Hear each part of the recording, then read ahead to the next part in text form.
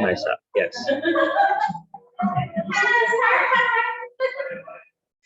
You are sharing. You are recording. Okay, welcome to Psalms 127. I titled this one, How to Build a House. There aren't many passages that talk about children, and this is one of them, and it's often quoted because of that keyword. But we'll look into what this Psalms is really about. I think one of my favorite things from this Psalms is there's a comedic imagery where children kind of transform into arrows, and then it's like you literally lob children at your enemies when they're attacking you, which I think is just funny. But as usual, I think my main intent is to enjoy the poetic features that are, often when they're translated into English, a lot of them is lost. So we want to recover that and enjoy it. But also we'll practice making connections inside a poem. And I guess one of the main messages in this Psalms is helps us to reflect on our attitude towards work and towards rest. Yeah, so as usual, about half of the content is my own personal insight. The other half is from commentary, the Hermeneia. And yeah, we'll be using my own translation throughout this analysis. Main purpose is to greatly simplify the slides and the explanations, and also to make the poetic features more apparent. And yeah, as we said before, it is not God-breathed, and you're free to use it as a reference. We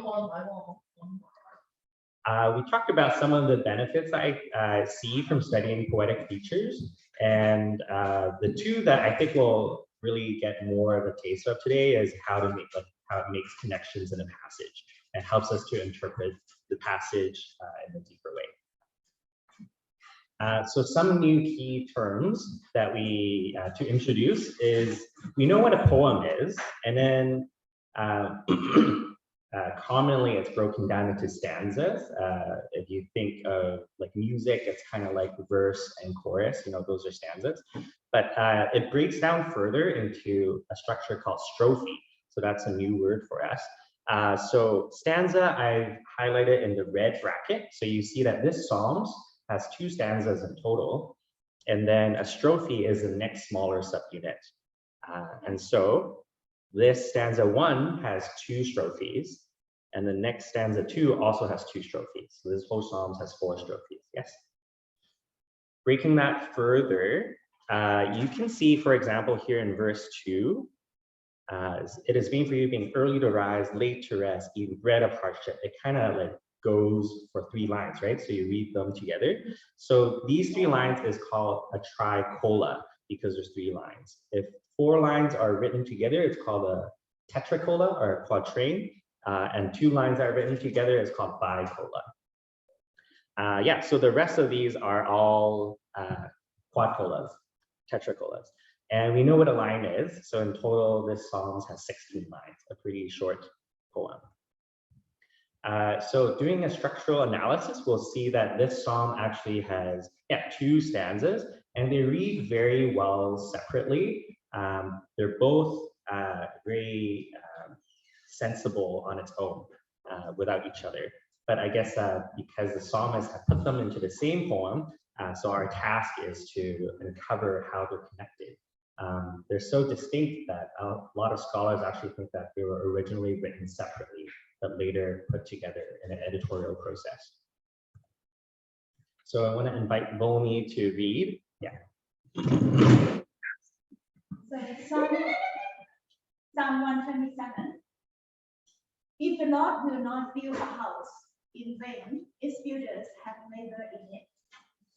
If the Lord will not guard a city, in vain the guard has watched. It is vain for you being early to rise, late to rest, eating bread of hardship. Yes, he gives to his beloved sleep. Behold, the inheritance of the Lord are children, a reward are the fruits of the belly. Like arrows in the hand of a warrior, thus as the sons of young men. Blessed is the man who fills his quiver, with that they will not be embarrassed when they speak with enemies at the gates. Thanks, Philly. Let's open in prayer. Father God, we give you thanks for this time of Sunday school in this church that we can gather and also enjoy your scripture that you've blessed us with. Pray that you give us a quickened mind and attention, and that your insights will speak directly to our hearts, and may it mold our hearts and in a way that our thoughts are in line with your will and just transform. In Jesus' name we pray. Yeah, so stanza 1, how to build a house. If the Lord will not build a house, in vain its builders have labored in it. And in vain here has a sense that it's unsuccessful, that you will not be successfully building a house unless the Lord participates. The next word, if the Lord will not guard a city, in vain the guardian has watched.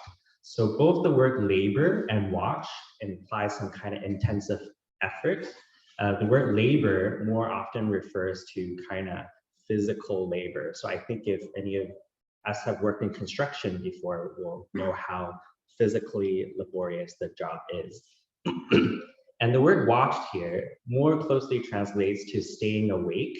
But then, yeah, I guess the main role is that to protect a city, you need to have watchmen to stay guard and watch for enemies coming, and they'll stay awake all night, kind of like pulling an all-nighter. It's a very difficult task because you have to not only stay awake, but also be constantly aware and like looking attentively. So I think our security guards and people who work in security would be able to relate to this. It mentions two things, right? Kind of mundane task of like building a house and guarding a city. But yeah, as we'll see later in this passage, that it's not simply about house and city, but these are really conditions for a happy and stable life. One question. How does a lighthouse, they have a guard kind of present? Do they not have a similar? Similar, right? Similar, yes. But how do you keep doing that? Present or another way? I guess they have more technology now, but no, I mean it still have the same purpose. Same purpose, yes. Yeah, let's. That was in the US, Here we have the first exercise for us. Yeah.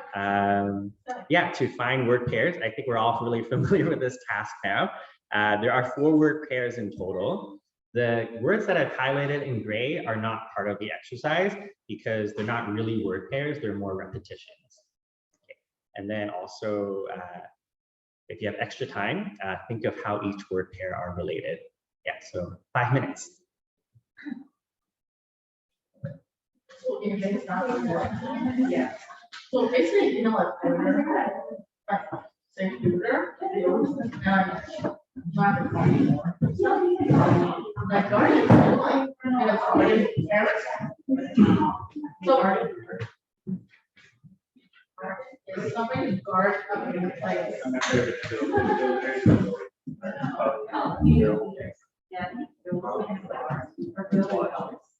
No, builder is like someone who no, guard and watch. Guard and watch.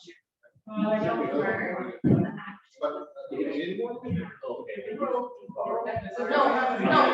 guard and guardian. I said guardian.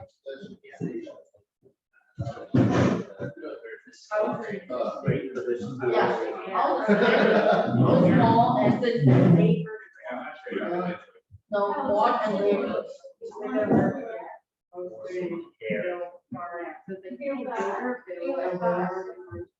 Yeah, watch. Build is so builder is the one builds stuff.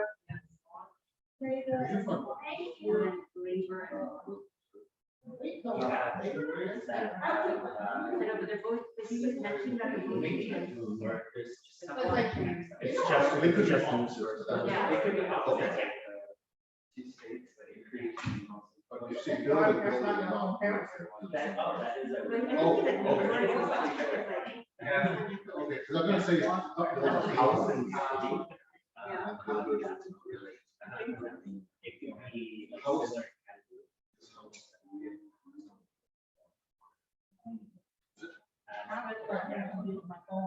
My date, I'm labor and what?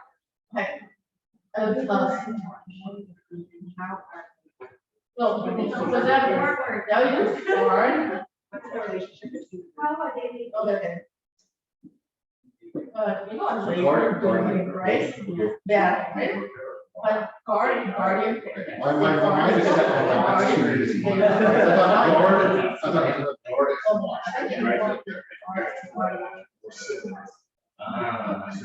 was actually. Let's see, I'm wrong. Same word, guardian. The city and house. Yeah. Oh, right, because they're both like objects. Okay.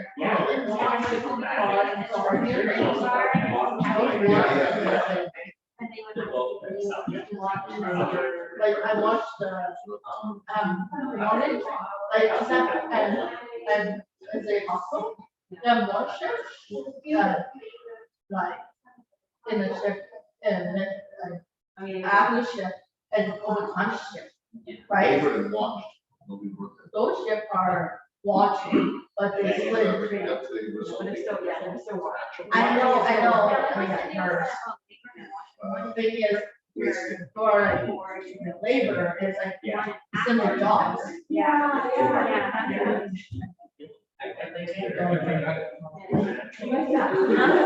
Hey,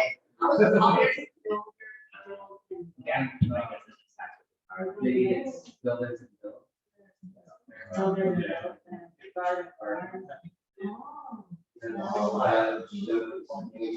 relationship.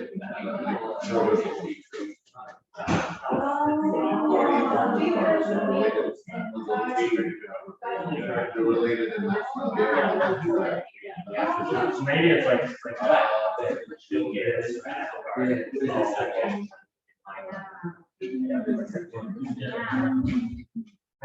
Oh, yeah, right. There seems to be past time. Right, they're not the ones that it's that starting. So the entire process.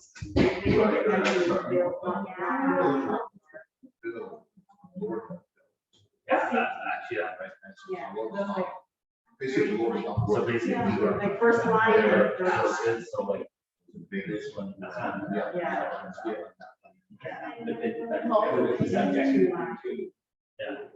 you know, so like, they want to install source code, they want to call it Arthur. But next, no. Oh, sorry, I was Only thinking. Robert, The line no one. why, because that's all like. But it was sort in comments, hey. When do that, you did not do that. Activities. So they was, no one else did.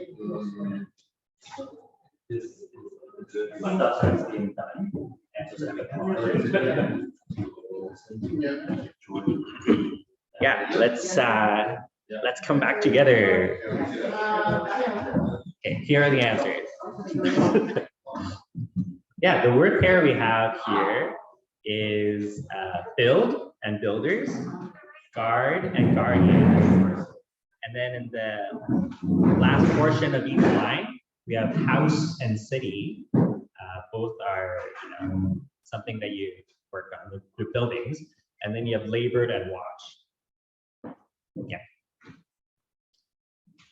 Yeah, so let's look at how each line opens first. So we have a clear repetition here. If the Lord, in vain, and then again, if the Lord, in vain. So whenever we see repetition, there's a clear intent to emphasize something. But what does it emphasize? It's really this pattern of condition and outcome, that if the Lord does not participate, there will be no success. And so it emphasizes that way. There's another way that it's trying to emphasize. There's a Hebrew technique called fronting, where you put the most important word that you want to highlight into the beginning of a sentence. And so the words that's fronted here is the word in vain. And so it's intentionally put at the very beginning to really outline that no God, no success. No God, no success. So I guess the meaning that we can draw from this is that God's collaboration is an essential condition to success. Next, we look at the word pairs. We have build and builders, guard and guardian. The intrigue here is that in line 1, it is God who is doing the building in the sentence. But in line 2, it is the person, the builders, that are doing the building. That's why they have that same root in, I guess, the word. And same thing in line 3 and 4. The Lord is guarding the city, and the guardian is also guarding the city. So yeah, God and man does the same action. I think this has really profound implications on when we look at our lives and the work that we do. Like, I'm a nurse, right? When I draw up medicine from a syringe, is it me who's doing the action? And how is God participating and collaborating in that moment? Is God also drawing medicine?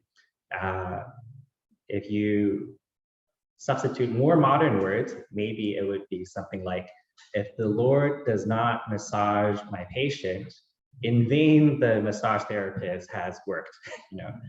So it has that kind of thing for us to meditate on. How is God and man doing the same action throughout our daily lives? Next, we look at the last word pairs. We have house paired with city. If we think about how they're related, a city is made of many houses. So there's a sense of a component and then I guess the sum of it, the small and the large task. And then we look at the actions. We have labored and watched. So it has kind of a sense of completion, where before we had no buildings at all, and then you labored and built them. But now that the houses are established, the remaining task is to watch and protect it. So there's a sense of an action before and after, a whole kind of, complete set of actions. Putting all together, the significance is that if God is not a collaborator, you will not succeed despite intensive efforts. Now, there are really intentional crafting of words and word order to produce a kind of sound play. I think part of the poetry of it is that when you read it, it just sounds really nice. But there's also a function, a smaller function to it too. I've rewritten this stanza, trying to pick words that might really showcase the rhyme and the lettering. So I'll read it. This is not a translation. I completely picked new words. If the Lord will not build a bridge, in vain they have placed the builder's bricks. If the Lord will not guard a gate, in vain did the guardians graduate, right? Okay, so there's a sense, and I think this kind of sound play really reinforces similarities of God's action and man's action. Next strophe. It is vain for you being early to rise, late to rest, eating bread of hardship. Here, bread, I think it's clear that it's not just referring to bread or food at all, but similar to English when we say this person's a breadwinner. It's really referring to money, income, provision of kind of everything in life. And yes, he gives to his beloved sleep.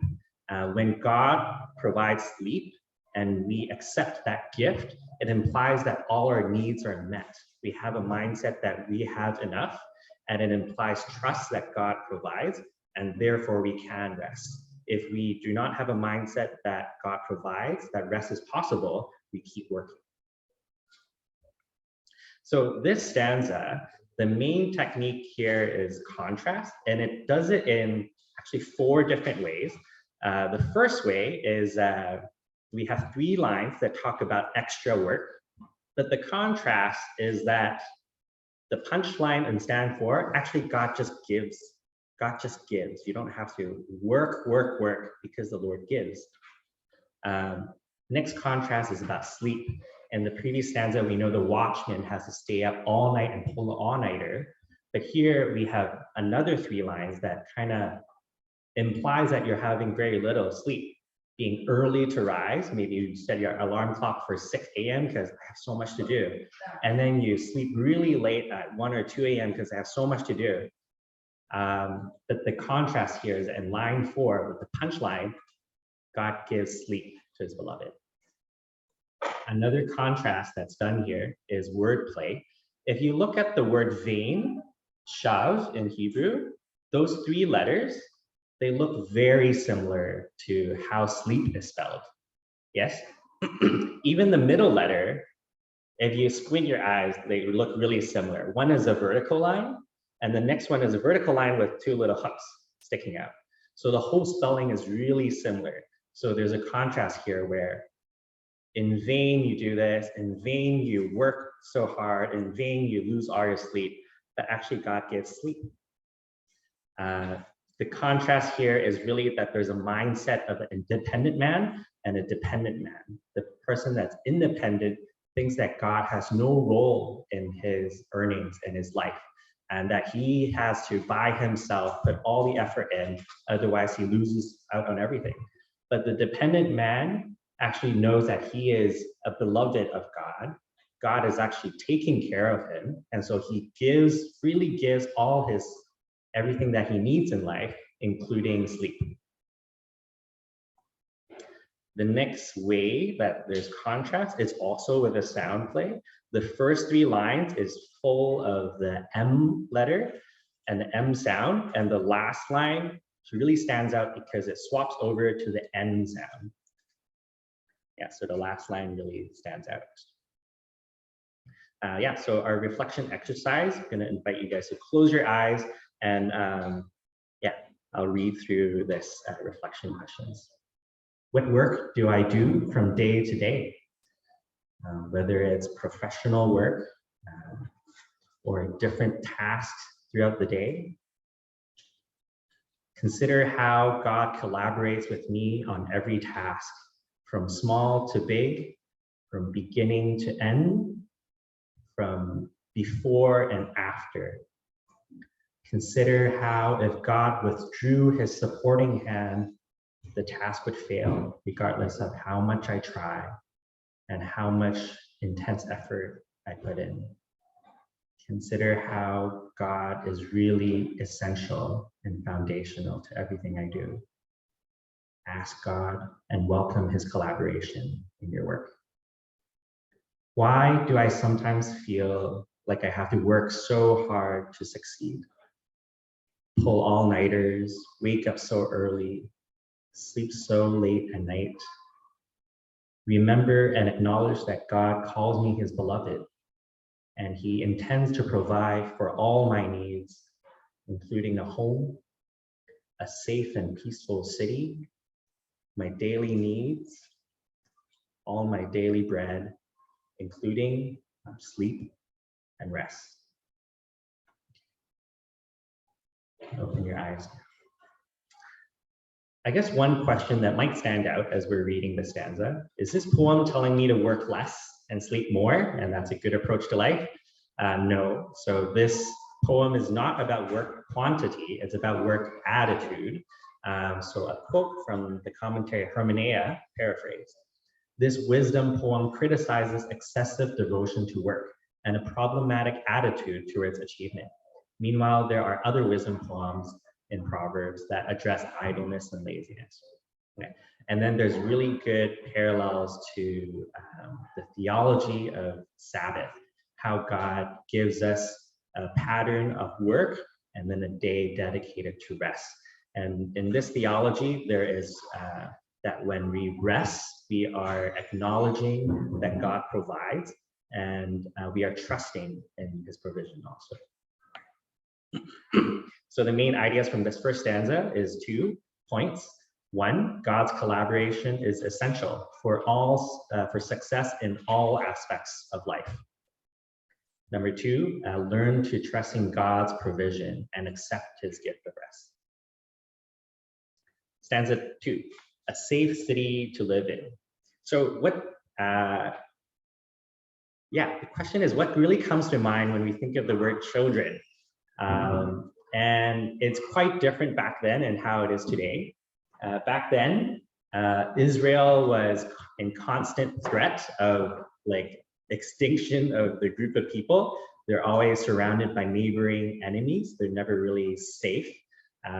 So they always have to think about the survival. And so the way to survive is that the people group, it really depends on maintaining a population and army size. If you have no children, your population will dwindle, and then when other nations attack you, your livelihood is threatened. In the same way, quality of life also depends completely on having a safe and protected city. So the logic in this next stanza is that if you have no children, you have no army, and then you will not have a peaceful and stable life. Today, I think our country is generally quite safe and peaceful, particularly in Canada also. When we read the news, we see how there's other groups of people who are, really, it's a major concern for them, safety of a country. So instead today, when we think of the words children, we often think of the joys of parent-child relationship, family life. And so when we think that children are a blessing from God, all those ideas come up. But I want to invite you guys to park all of that aside, because this will really skew how we understand and interpret the stanza 2. It's not really about family life and the joys of family. I think there's some similarities with Chinese culture, where there's a perceived sense that we need children, we need grandchildren in order to continue the family name, the lineage. And if you're not able to have children, or your children aren't able to produce grandchildren, then you feel like an existential threat to your family lineage. Some parallels there. So here, behold, the inheritance of the Lord are children. A reward are the fruit of the belly. Fruit of the belly really referring to pregnancy and having children. Like arrows in the hand of a warrior, thus are the sons of men. Yeah, a very comedic metaphor. In the next line, we'll talk about how confronting enemies, as if you're kind of like lobbing children at your enemies. There's a sound play here also. This stanza is full of the B and P sound, and R and also N. If we really focus in on the middle two lines, the word here for fruit is peri, a P and an R sound. In Hebrew, the P and B are pronounced similarly, and the word warrior is gibor with the B and R. So it's almost like the letters are just flipped. So you can, even the sounds, it looks like it's transforming a fruit and transforming into a warrior. And then the word for belly is beten, and then the word for in the hand is beyad. So they both have the B sound. So you can imagine just the imagery of a blessing that started in your belly, the fruit turning into an arrow into the hands of the warrior. So very vivid imagery here. Blessed is the man who fills his quiver.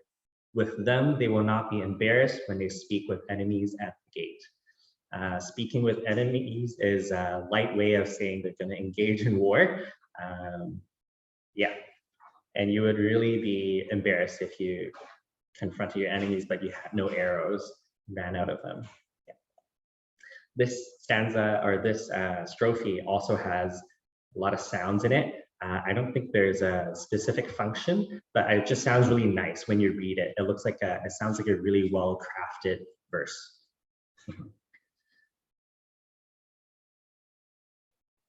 Maybe I'll just read this stanza with the SH sounds.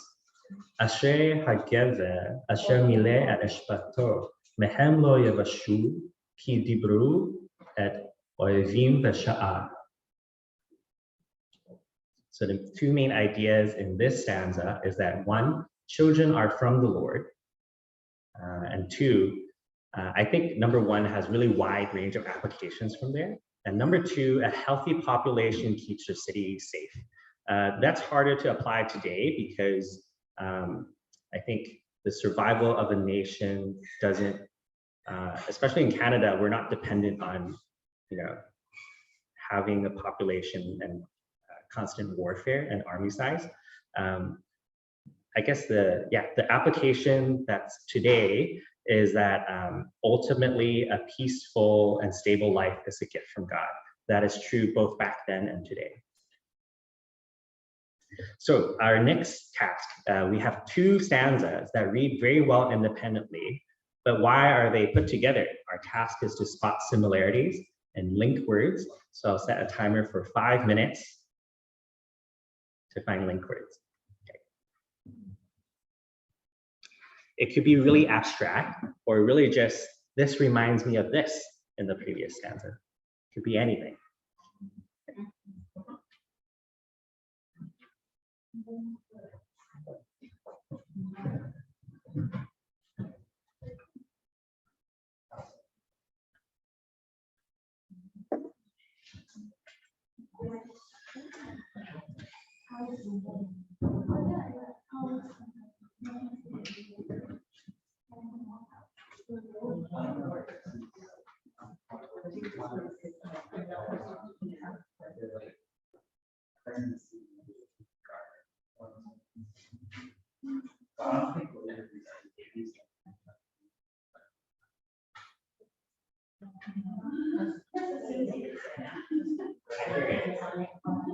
I went to look into the word, but not in the same way that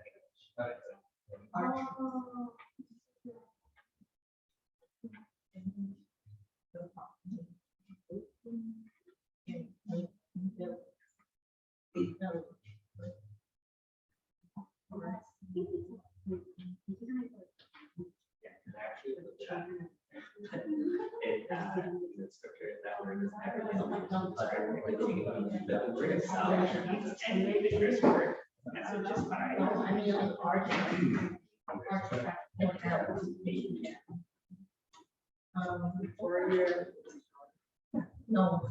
is the art side. I have like some have prepared, but less everyone.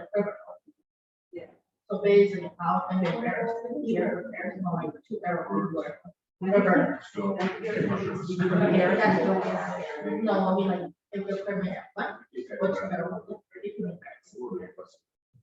Or change or I mean, half arrows, I don't have the shoot. Let's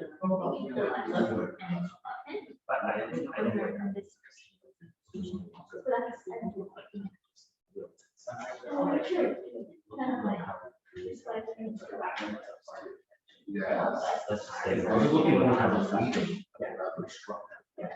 make a lot of structural stuff on our mind, but then it's like, I just think it's like hard by the end of our children or let's say you want to begin, right? But let's say you're serving in the church, you're still counseling. And it's like, if they're not walking with God. I mean, I live in the what's happening, like, seeing like, I use, what's the process, I'm like, what happens if you learn this stuff correctly? I have the right class, the wrong teacher. Right class, you have the wrong, right teacher. Like, the town, the right teacher. Yeah. I mean, like, the wrong, If a like, teacher, let's just say like. don't give you the teaches all right these things. guide, but it didn't guide you Yeah, the way you need to do to graduate. Yeah. Like, okay, but anybody doing the Or for tutorial. example, like say like. But basically what happened, did not pay attention to the hand. I don't know. It's like, it's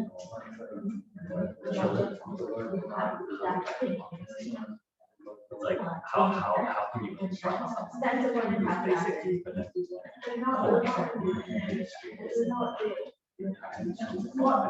Yeah. right versus even if let's just say you can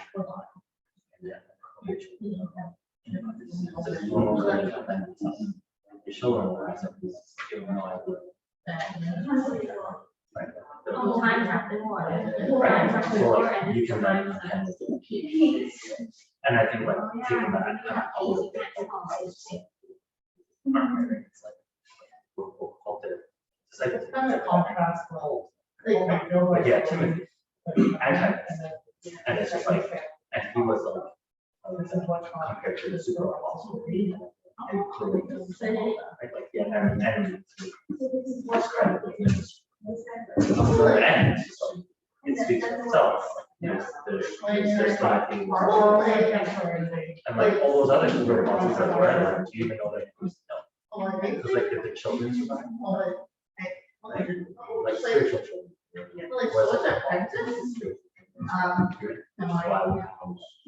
Okay, welcome everyone to come back onto the slide.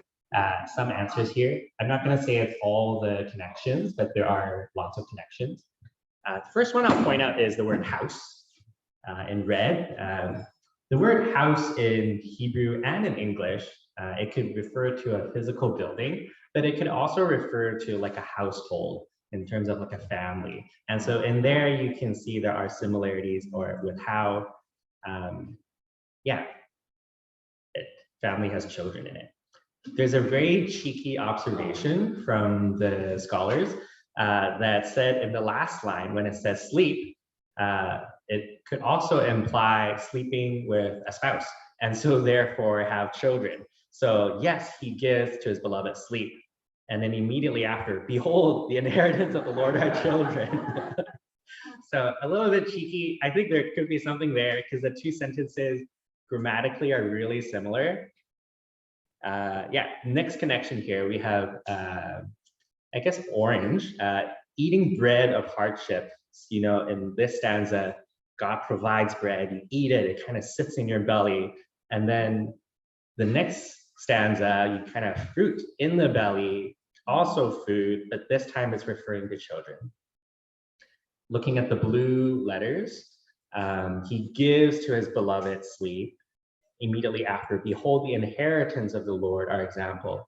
It's almost like stanza 1, it's saying a general statement. In stanza 2, here's an example immediately after.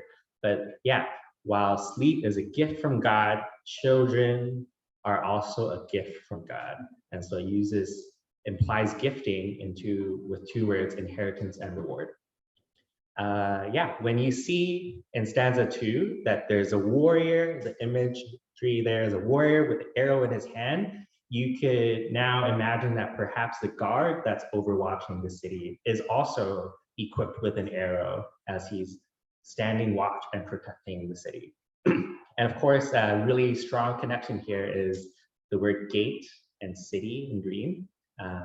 Most well-protected cities in the ancient world is surrounded by walls, and they have entry points for gates. So if we look at some of where these words are connected, you kind of see that both the middle strophes are about God's gift. And then there's like a repeated motif in strophe 1 and 4 that's about guarding the city. So we kind of want to meditate on how these things are connected together. In strophe 1, when it says guard the city, it wasn't really referring to, it could have been any example. It was really just an example of mundane work and how God's participation is essential in all aspects of life. But then in strophe 4, there's this motif came back about guarding a city, and suddenly there's a method. You kind of explains how. In stanza 1, it says God guards a city. Strophe 4, it says, how does the Lord do that? By giving children and an army size. And so suddenly yeah, when we meditate on how this whole thing is connected, we have complex meditation on how God works and provides. So when you say, when Israel looked at the city and how they have a safe and stable life because they have an army size, they can look back and say it's because the Lord provided children. And so the Lord provided a stable and peaceful life. In the middle, we have two themes of how God is a really good gifter. Strophe 3 talks about producing children. So I think for anyone today that has concerns about hardships of producing children, perhaps your family has been trying and there's perhaps miscarriages and things feel really difficult. I think there's meditation that we can draw from the previous strophe that God's collaboration is essential in that too, to produce a child. And for anyone that has concerns for a peaceful and stable life, yeah, God's collaboration is essential there too.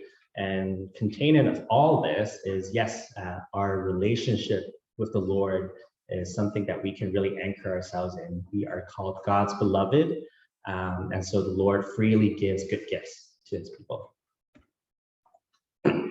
Yeah, so that's really wraps up our whole poem. The main application points that we draw from it is these 4 points. Number 1, for those with workaholic tendencies, be careful to self-examine your relationship with work and achievements. Number 2, for everyone, adopt a mindset that God's collaboration is essential for success in all aspects of life. And number 3, learn to accept rest from God and trust in his provisions. And number 4, meditate on how a happy and stable life is ultimately from God. Translating this into group discussion questions, then we have these 3. God's collaboration is essential for success, but what does collaborating actually look like in my work? For some, yeah, a little spark of like hint, please refer to verse 1. Question number 2, I have a major deadline coming up. How do I plan my time to balance work and rest in a way that reflects trust in God's provision? For the answer to this, see verse 2. And question number 3, how has God provided a peaceful and stable life for you and your city? If not, how might you pray using verses 1 to 5? Okay, so yeah, feel free, yeah, we're gonna start a discussion. I think for 15 minutes. Okay.